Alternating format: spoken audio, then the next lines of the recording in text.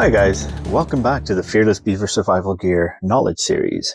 Today I'm going to be going over two items, but the reason why I'm doing them together is because they're very similar and they're certainly constructed of the same material. So on the left in the white and orange packaging is a emergency blanket, and on the right is a emergency poncho. Now, both of these items, again, there are several YouTube videos opening them up and testing them and so on.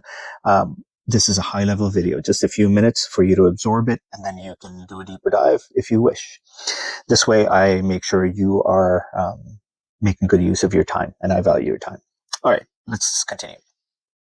So the emergency blanket is what it says. It's for emergencies.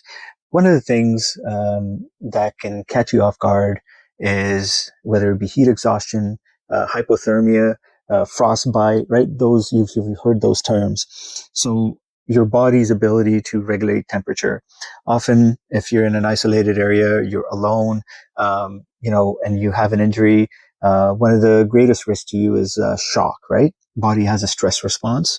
And so you want to be self-aware of that, and you want to make sure you're prepared for that situation. So one of the ways you can do that is minimize the impact to your body. And these blankets, so look at that, it looks like tin foil, but it's actually a very long sheet. This is probably 6 foot by 6 foot. It gives centimeters. I don't have a converter right in front of me, but here it is, 130 by 210 centimeters. So this is a good sized Mylar item, a blanket that you could wrap yourself in. And what it does, essentially, it retains body heat. And that is important. So even when people go into shock, that's one thing. So that's why you'll see oftentimes when paramedics arrive on scene at different scenes, they'll put a blanket on a person. They're just trying to make you comfortable. So this is very important. All my kits will have these. Then we have an emergency poncho. So this one kind of doubles up on the emergency blanket, but it also is a wearable. So this has cutouts for your arm. It has a hood or hoodie, whichever you want to call it. And this is something that you don or wear. Okay, don is just another term for put on. And this differs from the emergency blanket that, let's say it starts raining, you could put this on and it'll be waterproof. And typically a poncho is big enough that if you have a backpack on, you can drape it over the backpack. So if your backpack's not waterproof, it'll also protect that and keep that dry. An additional feature, just as with the emergency blanket, is that it is Mylar. It is a heat reflective material. So it'll also help you maintain your body heat. So these are two items that I feel are very important.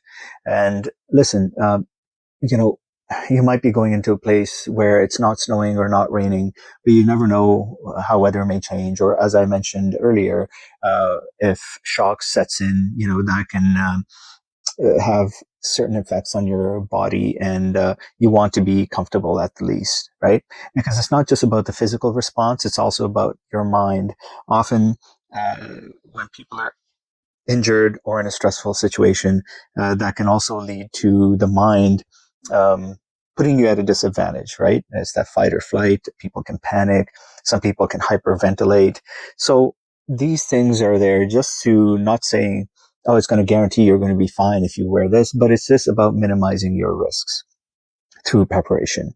So this is an essential part of the kits that I curate as well.